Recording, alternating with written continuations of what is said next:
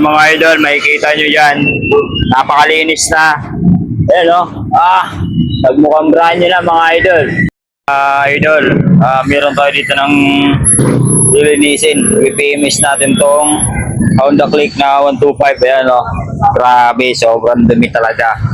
Mga loads, as in. Siguro kung hindi ako nagkakamali, siguro mga 5 years. 5 years na itong ganito. So mga 6 years. Hindi ko alam sino may-ari nito. Oh. Grabe. Sobra. Lalo na yung tangke niya, oh. Halos hindi na hindi na makita. Hindi na makita yung bakal sa kapal ng alikabok, eh. Ang ganyan, oh. Yan. So gagawin natin diyan, lilinisin natin yan, mga lods.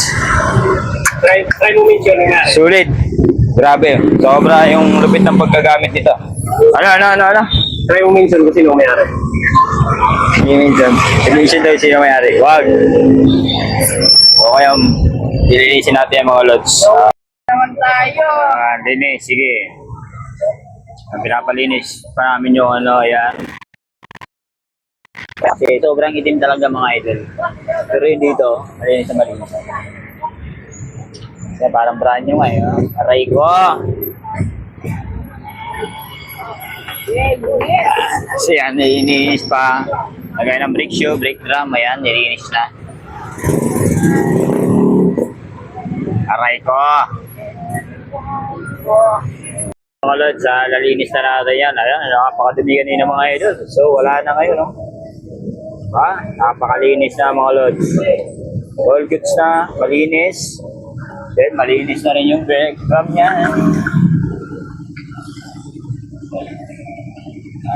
Iha pa yan, malinis na yan. Kasi ito, malinis na rin yan. Tapos, nalinis na rin natin yung compartment. Hello? Malinis na yan, mga lods.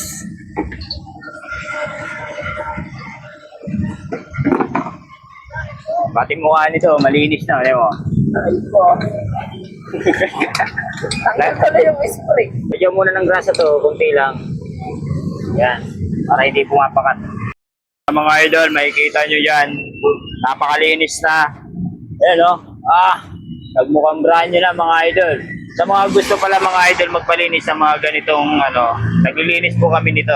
Pag nag-PMS po kami dito, sabay na po lahat paglinis ng ano, ayan, yung engine cleaning.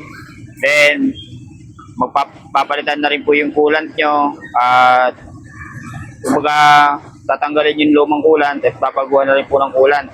Tapos nililinis na po natin mismo yung kanyang brake drum, yung kapitan ng brake shoe, nilalagyan natin ng grasa.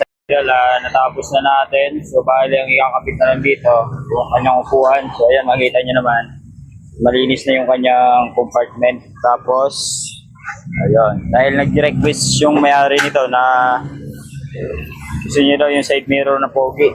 So pinapitan natin itong mga idol na side mirror na naka-carbon. Ayan, sana all carbon.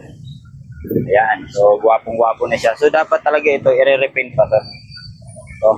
So hindi ko na ma-repaint. Gawa ng panay ulan dito sa amin. So hindi siya ma-repaint. Gawa ng masisira lang din. Okay na muna yan. Sunod na lang, i-schedule na lang ulit yung ano, repaint. So ayan. Ang kagandahan dito mga idol is blue. Blue lens yan siya. So kahit na naispatan siya ng malakas yung ilaw, hindi siya magre-reflect papunta sa iyo ng nakakasilaw. Pero maliwanag yan mga lods. Kahit gabi, malinaw yan. Makikita mo yung magiging kasunod mo dyan. So ayan, okay na. Pinabalik, nilinis na lang yung panggilid. Tapos babalik na lang din yan. Wow, sana all.